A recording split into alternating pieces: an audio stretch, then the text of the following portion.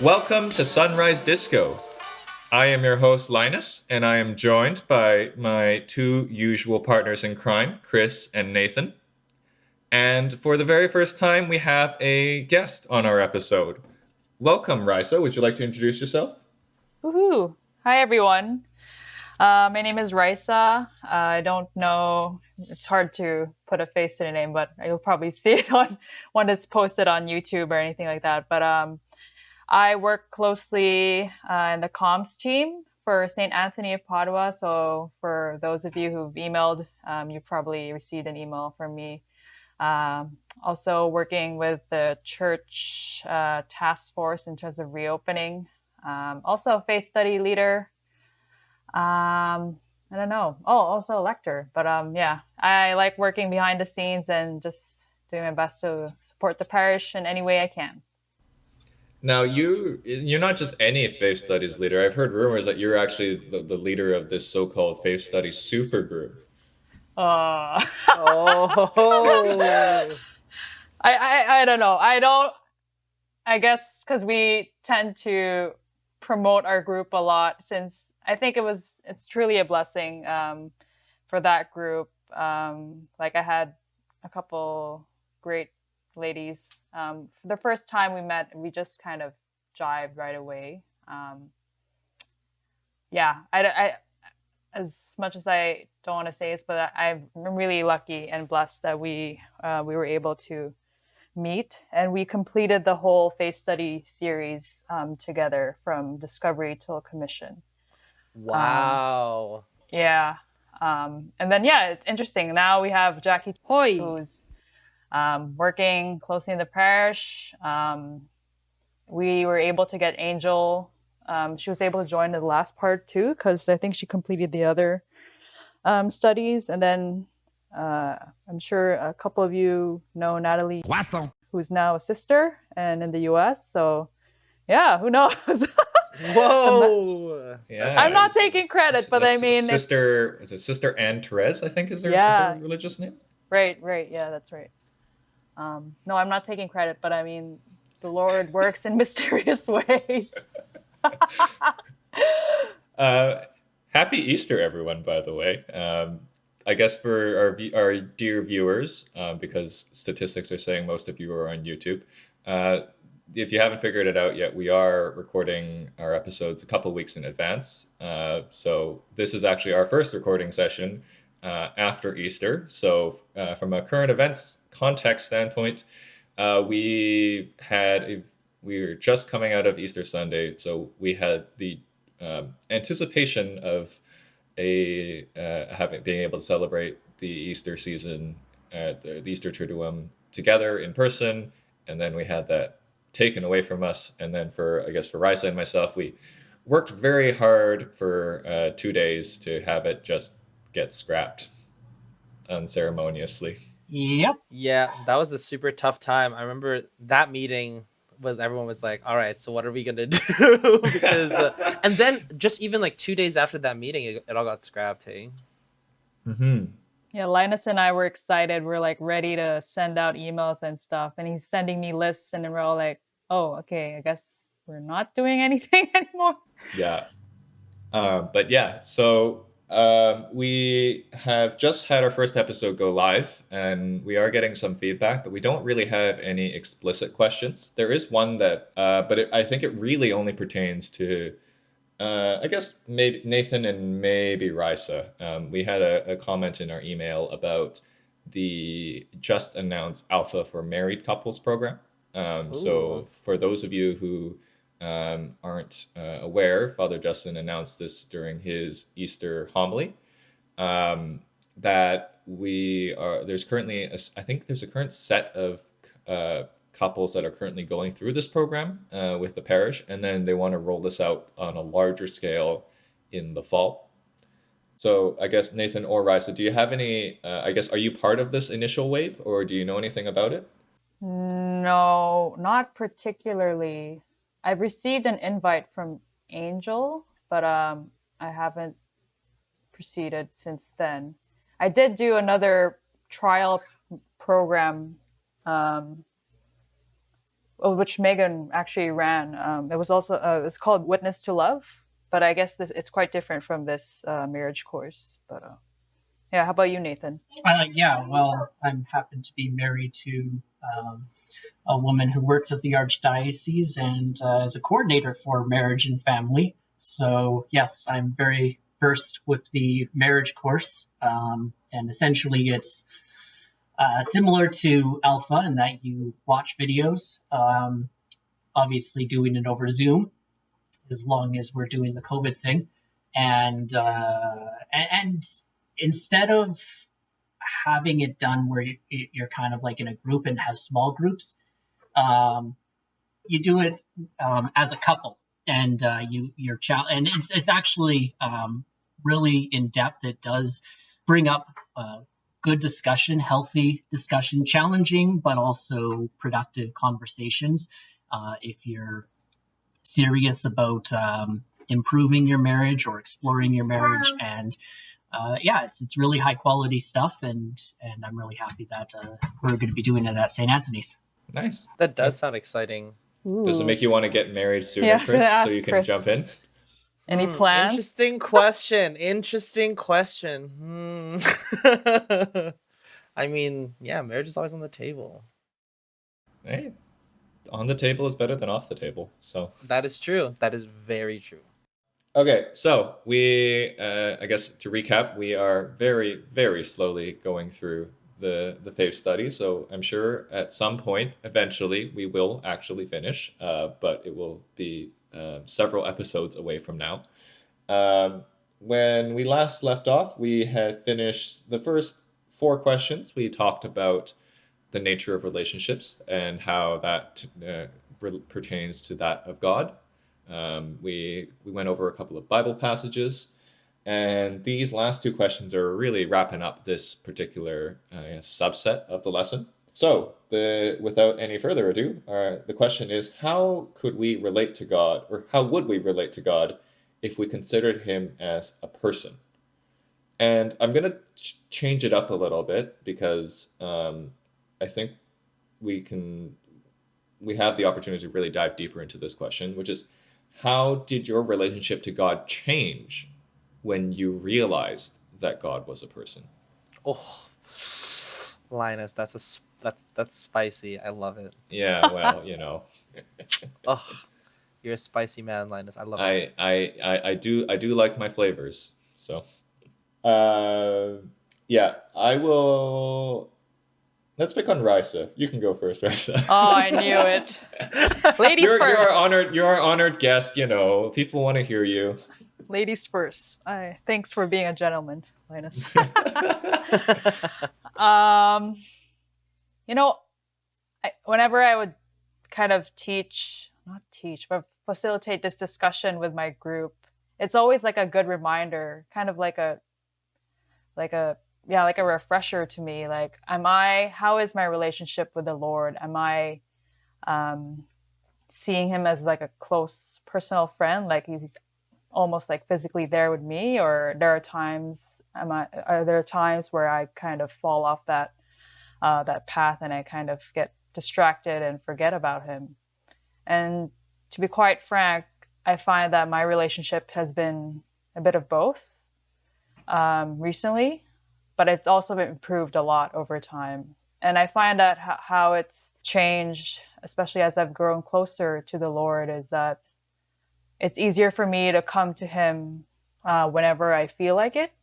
I used to always kind of dedicate time, like a set time for prayer. And if I miss that time, I'm like, okay, sorry, I need to go back to work. I need to do something. And then I end up forgetting about him for the rest of my day. But nowadays, recently, I've been more conscious to, even just like if I have 5 minutes before another meeting or something like that, there's something burning inside me that I need to tell him right away, then I make a quick prayer. And for me, those moments that, even if it's not perfect, like it's not that set time, like set 15, 30 minutes to spend with him, even a quick 5 minutes makes a huge difference. because it helps. It's like I'm confiding to a friend during that time that I feel burdened. If that makes sense. Yeah. Yeah, and I mean, it's like that's just kind of like people don't even like to think about that, but like they experience that in their own lives with real people. Like, not saying God is real, but like, you know, people as we know as people, right? It's like if you don't spend time with someone, like you can feel like you almost feel like you're neglecting them, like your family or even your friends, right? So like I can totally see how like that transfers on. Yeah, and I spend a lot of time also like reaching out to friends or responding to their messages, and it hits me, and I'm like, if I have this much time to respond to a long message to a friend, what more can I give to the Lord with all this time I'm spending on these individual people? Like it's the least that I can do, right? Um, so yeah, it's a work in progress for me for sure. Chris, what about you? I guess the first question, like I always like I think like whenever I have groups talking about this question, it's kind of like it's almost like it's almost like the sudden realization. It's like you know God is like everywhere, but then there's the realization that he's literally like everywhere at all times.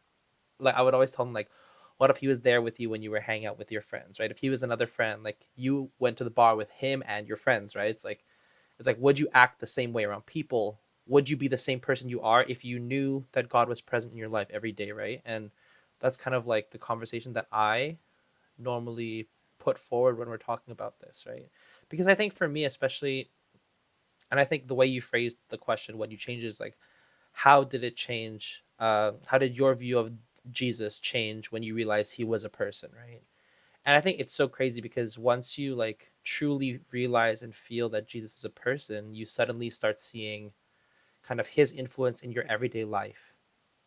And then in that way, I also come to almost like want to be the best that I can be at every moment because I know he is always there, present, watching me, right? Well, not necessarily watching me, like walking with me, if you want to say it that way. But like, I think that's the biggest realization for me is like realizing that he is truly and always present, right? Being omnipresent is like just being everywhere and everywhere at the same time.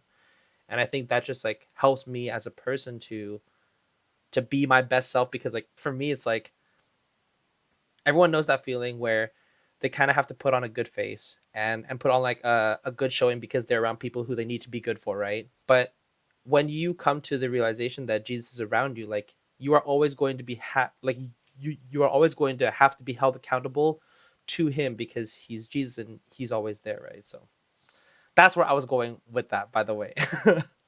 Thanks, Chris. Nathan? Yeah, so Jesus is the best friend you could ever ask for. You want to talk about, you know, the best friends that you have are the ones you're so close. You just accept them for who they are, and you like them, flaws and everything. And I think one thing, I mean, I agree with what Chris said about having him top of mind, and not just because it's good for him, because you know he deserves to be top of mind, but also it's good for us in terms of our virtue and relying on him to help us live the lives that we're called to live. But at the same time, he fully wants you to be yourself, and not yourself in a sense of like if you have bad destructive behaviors, but your true self, what you're called to be. And one of the things we as humans do sometimes because of original sin, and sometimes just because the world is full of sinners, you know, things don't necessarily go our way, and we act even if we're not meaning to act in an embarrassing way. Something happens to us that is like, oh my goodness, that character trait showed up, or my low confidence came out, or something like that. And or oh yeah, my jokes that never get over, and I totally embarrassed it. You know, Jesus accepts that, and he's like, he kind of is like laughs it off. He's like, that's just cool, man. You know, it's all good. He doesn't say it like that because he's like way better at speaking and That's chill, dude. It's all good. and perfect. But he fully accepts that. And I think one of the thing I'm trying to remember is to not dwell on where I falter in living the life that I'm called to live, but knowing that, Jesus wants me to live life, and I could use it as an opportunity to say, oh, yeah, I fell there. I guess I really wasn't hanging out with you. Maybe I should, maybe I should increase that time. One other thing that I think, being a friend of his, and this is something I've learned over 2020 and 2021 as this pandemic's gone around, and been kind of confined to the house, is connecting with Jesus on his terms and hanging out in activities that he's going to share with you and grow. I mean, oftentimes we think of him as a friend hanging out with us at the bar, at the out with friends, out at a hockey game, and those types of things. But when you interact with him, you read the Bible, you take part in your 30 minutes of prayer. That's really the best way to hang out with him and grow. And that's something that, frankly, I don't think I fully understood until I still don't fully understand it, but I'm understanding it more, until the last year and a bit. Yeah, yeah. I think I tie in with bits of everyone's answers so far, in the sense that, like, for me, I think they not know, like, I think, and this kind of ties in with, I think, my own personal growth, but like, learning how to hang out with people without doing anything was really important for me in terms of to develop my own prayer life, because, like, in I guess before, I'd be trying to pray, and it just breaks down into a list of actions, because all of my friendships were manifested through the art of doing something else at that particular time. And so, like, just being, I guess, like, kind of like how I mentioned it in the first episode, just being able to just bask in each other's presence has been a really critical element within my own faith relationship. And learning how to do that took a little bit of time, because it took a little bit of time for me to do it with people that are physically there in the flesh and in the blood. So yeah, in that sense, that's kind of been how my own relationship focuses around the personhood of God. So less so in the sense that, Jesus is my bro and we're gonna go out and have some beers together, and more in the sense of just, like, knowing how to be in that relationship, without having to focus around something to do. And I think in some ways, and I'm going to phrase this really carefully here, like, I think that personhood image, or that personhood understanding, almost hindered me a little bit, because, yeah, in the beginning, when I actually realized, on some level, that God is a person, then I thought that I had to act a certain way for that relationship. So learning to grow past that was really something that I had to really work at. But it's been something that's been so fruitful ever since. And so there's a joy in the routine, for sure, and there's also a joy in the spontaneous because of that too. And I guess that would just be like any other relationship, that, yes, Thursday nights is podcast hangout night with the other boys and whatever. But also, like, it's a spontaneous discussion after mass with the same people is also just as fun. I actually like that. I like what you said, where it's like part of your prayer life to really bask in the glory of each other. And I know you wouldn't like really use that phrase in terms of like hanging out with other people, Hmm. but I can totally see how like it makes sense in terms of like Jesus. And I would even suggest, like, would you even say that like it's like when you first meet someone and you're trying to get to know them, you kind of like go through this phase where you have to you super try hard like all your interactions with them because you want to appear a certain way, right? Mm-hmm.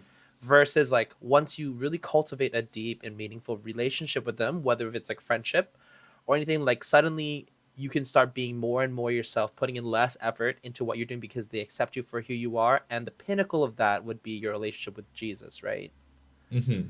Where like you can just bask in the glory and be yourself because he fully accepts you wherever you are. So it's like the pinnacle of friendship almost, if you were to think like your best friend.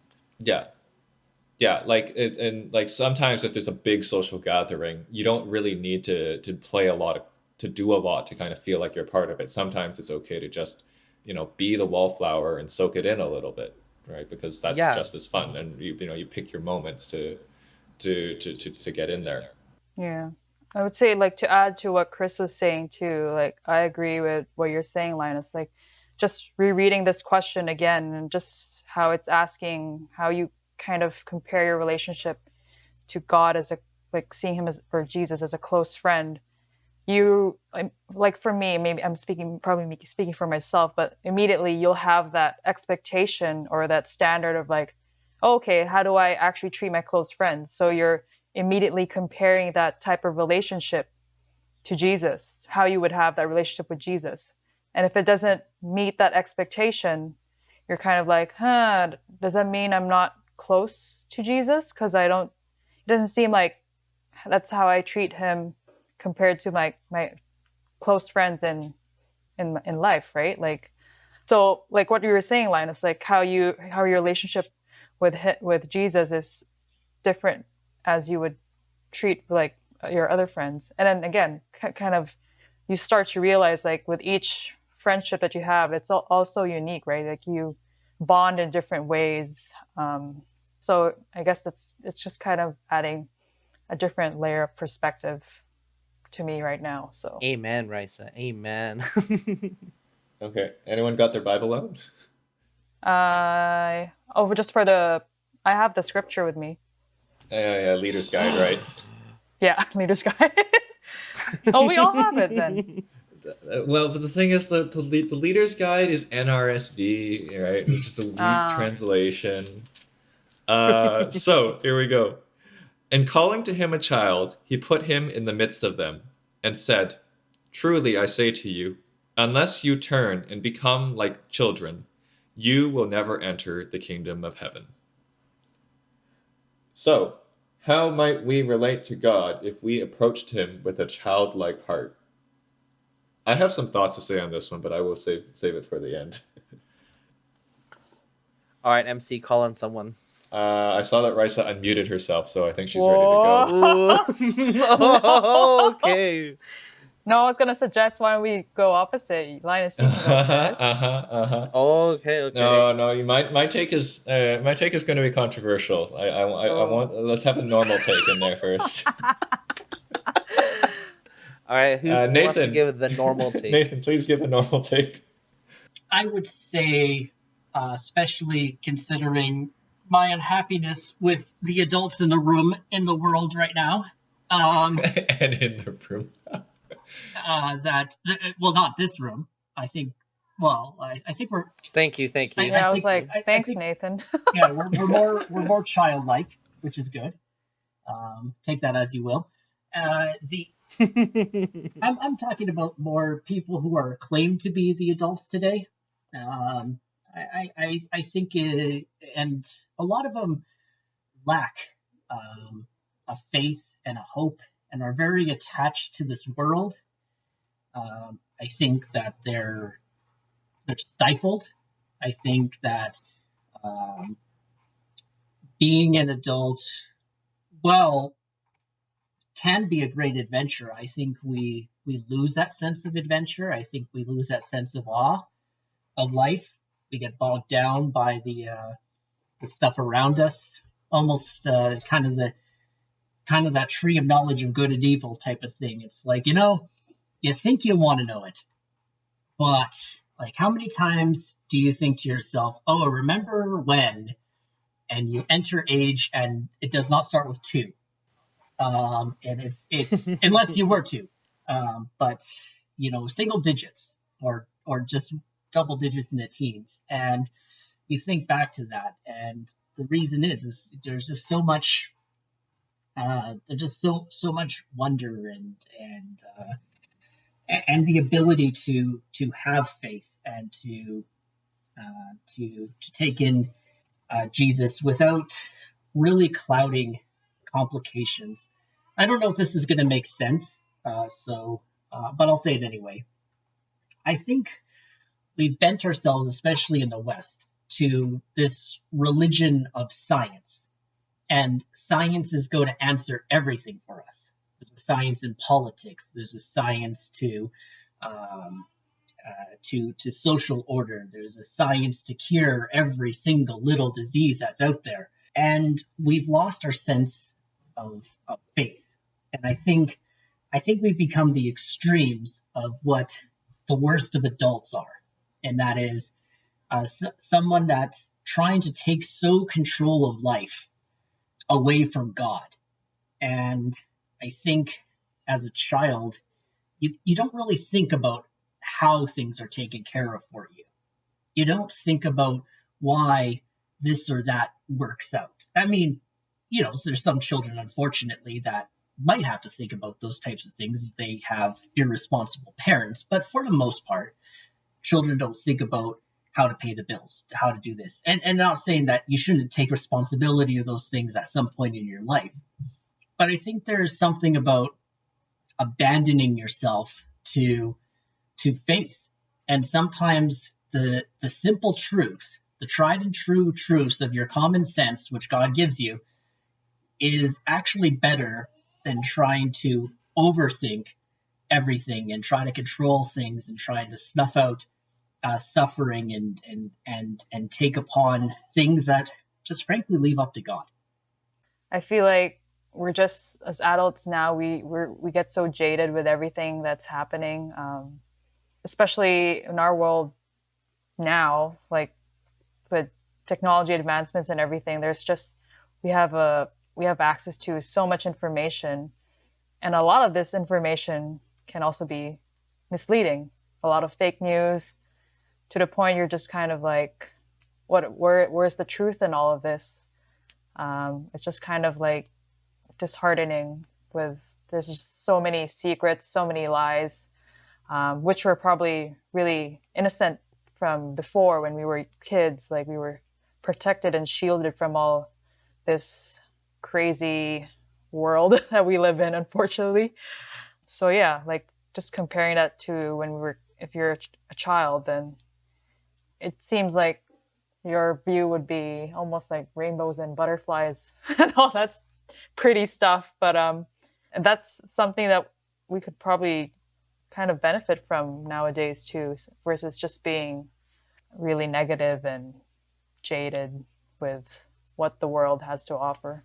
And it's like when I think about it, and I think the biggest part of like growing up is like realizing that like the world can punish you for being a certain way, right? It's like when you grow up and when you grow older, like when you become an adult, like you learn, like I don't remember what age I learned that trusting everyone is naive and you will get hurt. You know what I'm saying?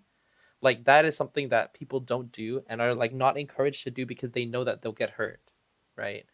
And the reality is like people in this world will hurt you if you act a certain way, right? Or if you do certain things. And that's kind of like almost the loss of innocence, because children tend to always trust because they aren't corrupted by a negative impression of people yet, right? And it's like there's so much, like I was just thinking about what Rice was saying. It's like there's so much going on in the world where it's so hard to tell what's real and what's not now, especially because of the age of information and how easy information is to be accessed to people, right? It's like we have no idea who to trust, and even when like we may know, like we don't even know if we should trust them because we're afraid of getting hurt, right? And that's like an entire another layer of distrust, and it's so hard to have that, but also be at a place where you can be truly vulnerable at church. And it's like the point I was trying to get is like imagine like you're not religious at all and you're raised in a world that you learn time and time again that you're not supposed to be vulnerable with people, and then you come to a place where being vulnerable and being open to Jesus is like the only way to get saved, right? Like, how hard is that?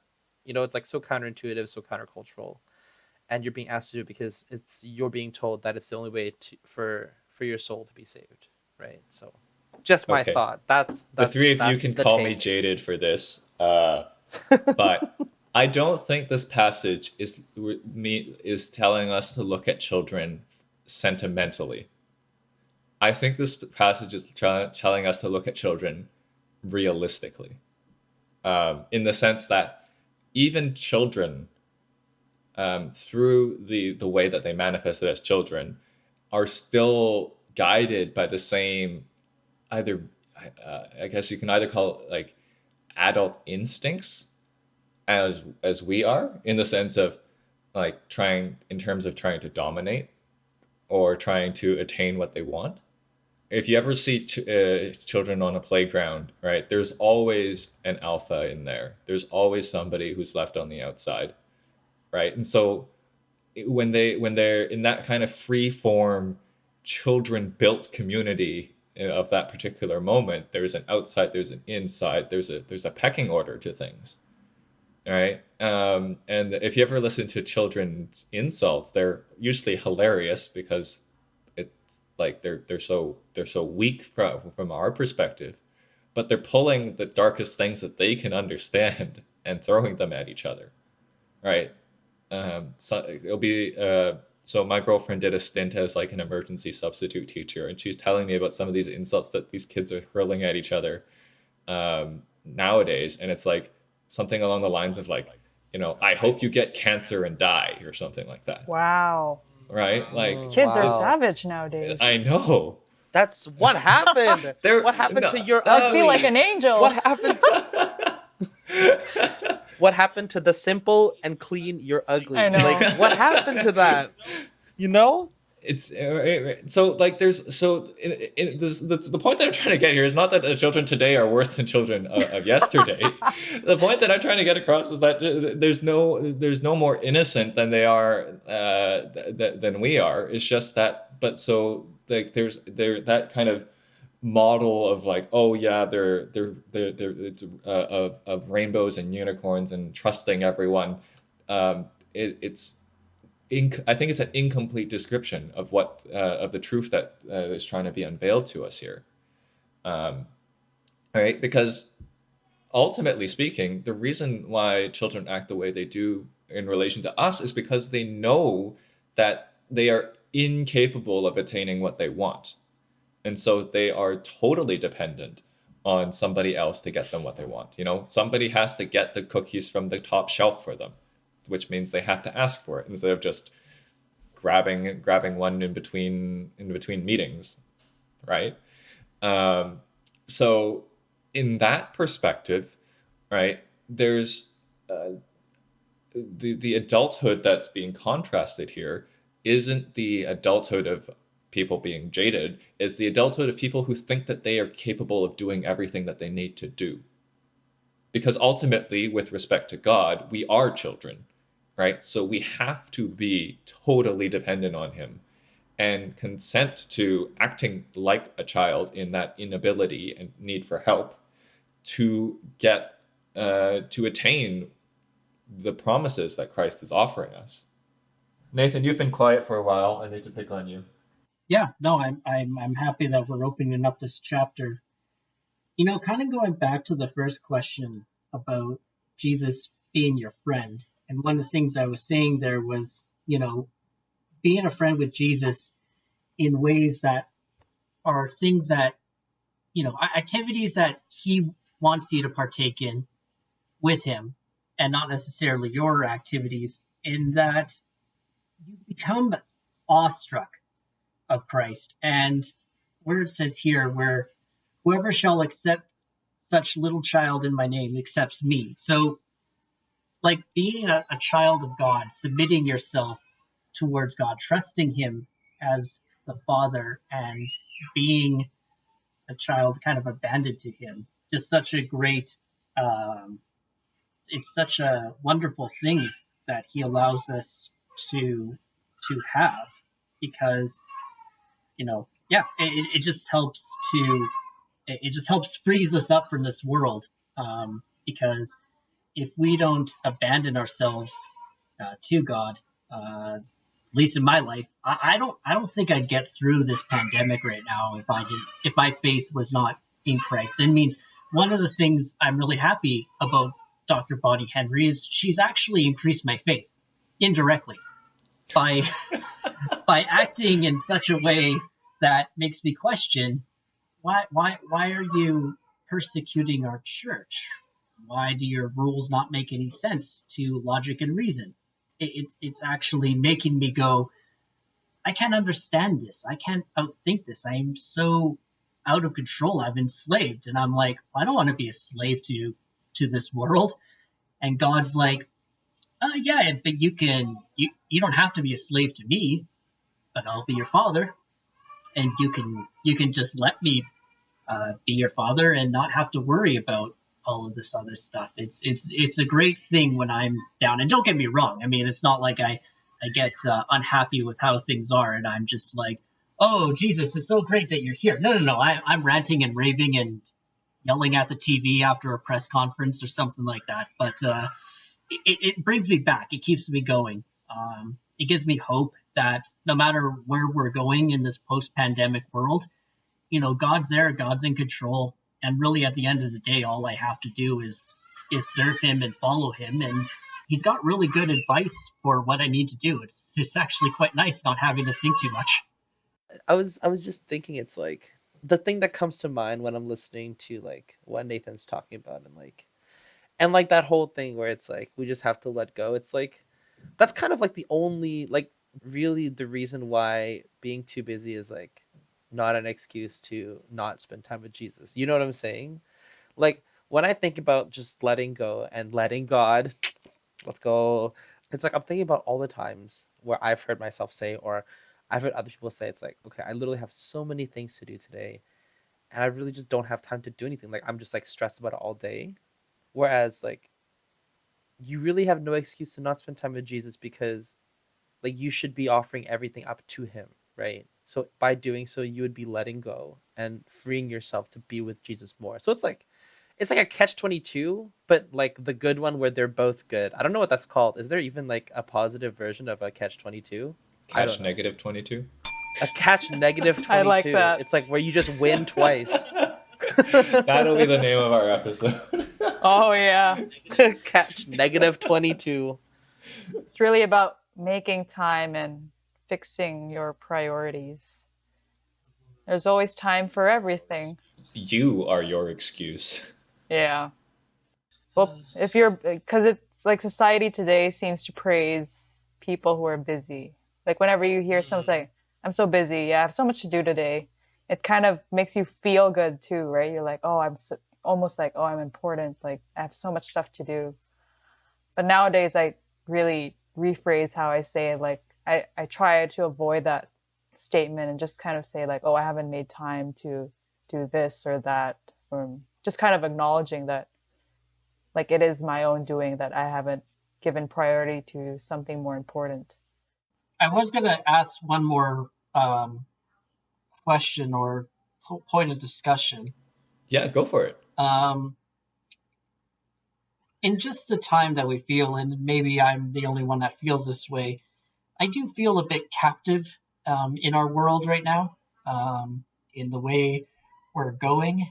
And, it says later on in the verse, I think verse 6 here, but whoever will have led astray one of these little ones who trust in me, it would be better for him to have a millstone hung around his neck and to be submerged in the depths of the sea. I think there's some hope in there. I mean, not that I want people that might lead me away from Christ to be literally millstoned and around their neck and thrown into the pits of hell, but I mean, I don't wish that upon anybody.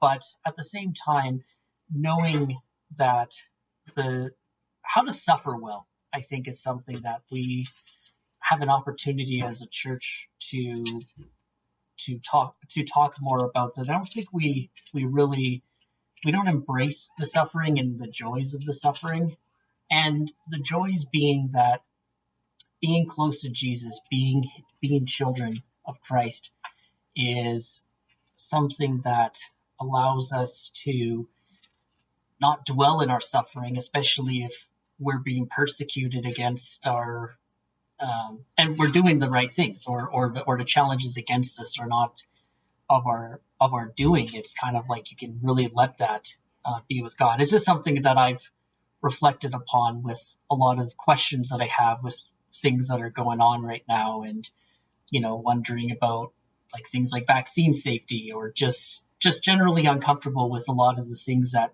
society's pushing and going. I don't know which direction to go, but knowing that it is not for me to necessarily avoid the suffering, because again, God's judgment and God's correction will take care of those that lead us astray. Like, this is the kind of thing where it's like this forces us as people to reevaluate our trust in people. You know what I'm saying?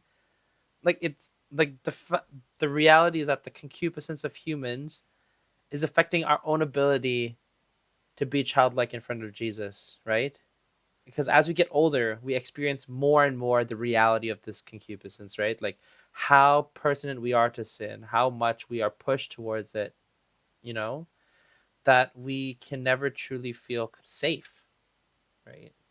Safe with other people and with ourselves even. So how can we ever be childlike?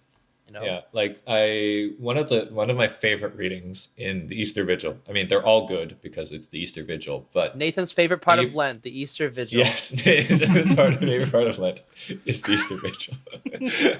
But one of my favorite readings is Abraham and Isaac going up the mountain, and part of the reason why is like Isaac is totally trusting, and he's just like, no lamb for the sacrifice, no problem, like or just keep going along with it. And like I think our contemporary view of Isaac, or our popular view of Isaac, is that he's like 6, right? He's carrying maybe 2 sticks to help Abraham out here as they're going up the mountain. But apparently, and I think this is one of the things covered in Scott Hahn's Supper of the Lamb, is that the Jewish view of Isaac is that he's like a 20-year-old, 30-year-old guy. Like he's not like a child where you can like kind of dupe him so easily, right? He's going along with it because he agrees with it. I want to ask Nathan, as the resident parent, like you have a child, Olivia, right? She's gonna grow up and see the world like anew and grow up in the world. Like, have you ever thought about like, I don't know, kind of guess like, how are you gonna keep her sane in this crazy world? I'm not God is. I mean, I mean, Touché. I mean, the fact of the matter is that the one thing I ask God. Well, I mean, I ask God for lots of things, but one of the things I need and pray God get, or I'm faithful enough, and God is grants me the grace, is to pass on the faith authentically to my daughter, and understand that it is it is, as Linus said, is the truth.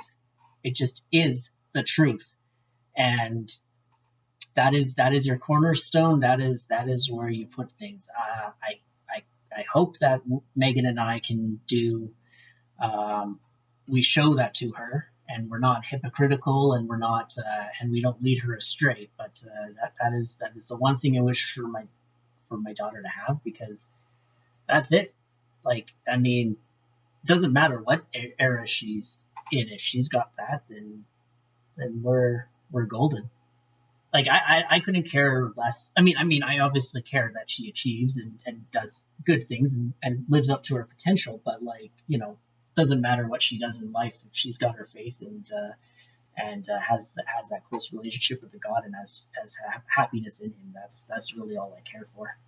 It's like having that good foundation. Yeah, and that's because if she has it, then everything's okay. Yeah, I mean, don't get me wrong. I mean, I fear for the trials that'll come, but that's really, at the end of the day, that's all I want. And actually, in a weird way, I'm actually kind of happy that we're gonna journey together as a family in what's coming, because it'll force Megan and I to not turn away from God in a way, because we will need to lean on him, as opposed to being complacent and showing her a church in our family that is one of the many activities, whereas in faith studies, the big wheel around you as opposed to the center of your life.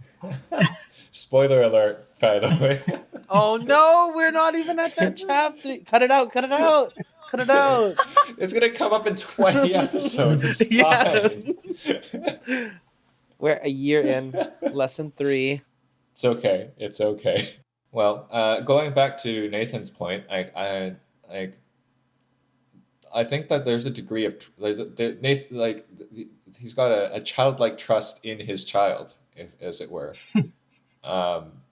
because he's like, there is going to be a point when you have to let your children go, and I guess none of us have actually gotten to that point, but watching my parents, letting them reach that step is just as hard as letting them get there is just as hard as me getting myself to that point. Yeah, no, it's but that again, it's going back to Isaac and Abraham.